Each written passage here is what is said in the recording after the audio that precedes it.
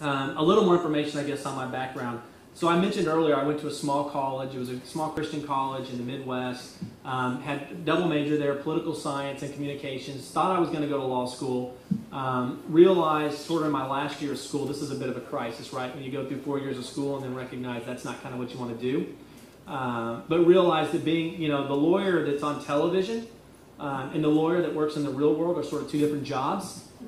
And the lawyer in the real world spends, for the most part, broad brushstroke here, but in many cases spend more time working with paper and paperwork and contracts than they do sort of arguing cases and the stuff that looks like fun on television. So I decided I wasn't going to do that. My wife and I, by the way, my wife's with me, Dana. We decided to come here and have a little fun with this. So we moved to Dallas. So literally the day literally the weekend that I graduated from school, we loaded up a U-Haul and we moved to Dallas, Texas. And when we got to Dallas, for the first summer I did odds and end jobs. I was going to work on my master's degree in Dallas. By this time we already had our first daughter, who's now 16. So we've been married 17 years. And so anyway, so the first summer I'm cleaning swimming pools. I've got stories about cleaning swimming pools that in South Dallas that would just blow you away. I am lucky that I survived that job. I promise you it was a miracle that I made it out of that job alive. And it's amazing where they'll put swimming pools these days too. So I did that in the morning, and I was working at UPS, loading UPS trucks in the evening. So just finished school, was planning on starting my master's degree in the fall, and so I wasn't looking for sort of a full-time committed job, but needed obviously to make money. My wife was staying home at that time with our daughter, and so that was my summer. And then I started realizing I went to a little bit of school that first semester and realized this isn't the right time. I got to go about making a living for the family, so I thought, okay, I need a job. What am I going to do with my life? And when I was in college, I'd worked at a company, MCI at the time. They've gotten since into a lot of trouble and are gone. But anyway, I was a telemarketer in college for the last 2 years, so I was calling up people, friends. You guys remember Friends and Family, long distance? This is like when you guys won't remember this, but you used to have to pay to make a long distance call. It cost money, and it was a sham. But it was if your friends were on the same calling plan as you got a lower rate. It was awesome. And so anyway, I sold that. That's what I did in college. Was I sold long distance on the phone, calling people up, hey. And before that, I sold vacuum cleaners. Can you imagine? But it was a good experience. And honestly, if you ever have an opportunity to work in sales, regardless of what it is that you plan to do for your career, it's a great experience. And you learn so much being in sales. Even if you're not good at it, it's worth the experience. And if you're not good, you won't get to do it long anyway. But it's still worth it. It's still worth the time and the experience. And so anyway, I don't even remember. I'm going on and on, I guess, with this story. But the bottom line is, needed a job. 2 opportunities. Almost it came to me at the exact same time. One of them was a company called PageNet. Now, another thing that you guys, and I talk as if you're so much younger than me. Some of you are my age, and I just enjoy doing this. But a pager was this little thing that you wore on your belt that was like a one-way communication, right? If you can imagine, it's like text messaging without being able to respond. And so I would get this page, right? Call me in a number. Or don't forget to bring home the milk. But I couldn't respond or do anything. That was paging. One way it was terrible. But it was all the rage in 1995, which is when I graduated from college. And so in 95, I get an opportunity to work for PageNet as a call center supervisor, right? So no more on the phone, but supervising people who are on the phone, which just sounded awesome, right? I mean, how easy a job could that be? In fact, I remember the supervisors who worked at MCI, and I thought, man, they had it absolutely made. $35,000 a year. I remember the salary, which was a ton of money for me. I mean, literally, I went from making $200, $300 a week to what would have been $35,000 a year. But at the same time, I had another job opportunity for $10 an hour at a small regional healthcare company in what they called their marketing department. It was only one other guy. It wasn't anyway marketing. It was really more sort of data analytics type stuff. But they needed basically someone just to come in and do whatever. And so I sat back and I looked at those opportunities, and I ended up taking the $21,000 a year opportunity. And the reason that I'm standing here and talking to you guys today goes all the way back to making that decision in 1995. So anyway, I joined this company in Dallas, the number 2 guy in the marketing department, making 10 in the department. Now it's a department, right?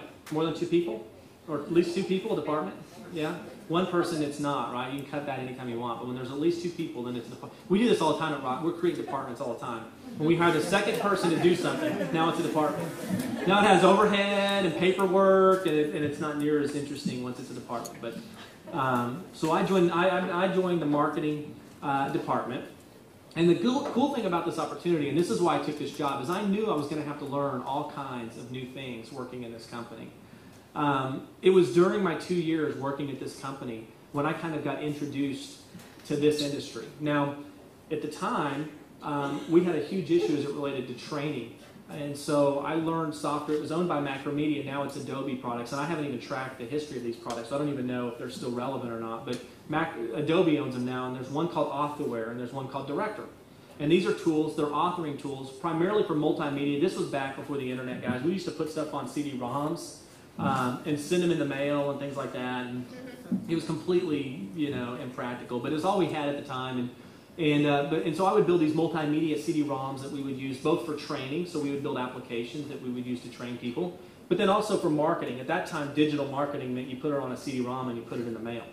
Because the web in 95, well, this was 95 through 97, was really kind of just in its infancy. I mean, when I graduated, the irony of this whole thing is when I graduated from college in 95, I had just bought my first computer right before graduating.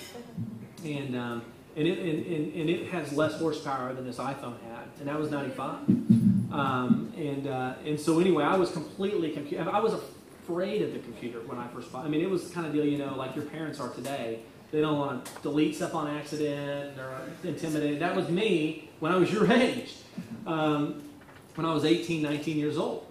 But in that job, I had to I had to learn to build computers from the ground up, hardware side of the computer. I had to learn how to use databases to merge data and to do analytics and analysis on data. I had to learn how to program. It was called Lingo. It was a dot syntax type language that's in Director. And then I realized, well, stuff looks terrible. So I had to learn Photoshop because, again, it was a small company and they weren't going to go out and hire a graphic designer. So I had to learn Photoshop. So I began to teach myself Photoshop and how to do the graphic design stuff. Now, look, I was never the best at any of this. But I got a well-rounded sort of education working at this job. Ended up starting a company in Dallas that was a company called iSoft, and it was an interactive software company. This was, again, we were focusing more on computer-based learning. We were starting to do hybrid stuff where the data would be online, but all the graphics and video and stuff would all be on the CD-ROM or on the computer desktop. And then also started a golf e-commerce company called CustomGolf.com. And this was during the heyday of e-commerce, and it was a fabulous time. And so anyway, in 99, I sold that company. And moved to Northwest Arkansas in 2001 because Walmart had recruited me to help them with their e-commerce business. And so I thought, you know what, I've done the entrepreneurial thing. I've worked in a small company. I think the opportunity to work in a big company, in fact, the world's largest company, helping to lead some e-commerce initiatives would be a good job experience. But I literally thought I was going to be there for 2 years. In fact, we didn't even buy a house. We rented a house because it just, the math doesn't work. If you're going to be there less than 2 years, they tell you. So I didn't even buy a house, thought I would pass through. I really wanted to start another company, a company that is like Rockfish today, because that's what I was excited and passionate about. But then never thought I would do that in Arkansas. Just never believed that that's a place where I'd plant roots and stay. And don't have time to talk about it today, but it's really a fabulous place. It's consistently rated as one of the best places in America to live. Other than New York, I bet more corporate CEOs spend time in Northwest Arkansas than in any other city in America.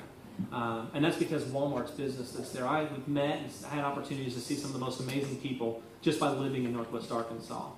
And it's a great area, but I'll tell you, I got a little sidetracked, right? Because I'm working at Walmart, and it's a good job, and it's good money, and my stock options are starting to pile up a little bit, and my kids are getting older, so now they're kind of tucked into schools, and I started losing the vision a little bit, right? And that's so easy to do, so you kind of got to constantly be reminding yourself, sort of, what is my purpose? What am I here for? What am I wanting to accomplish? And then make decisions that are consistent with sort of your vision for your future. All right, so 4 years ago, start Rockfish. I mentioned earlier,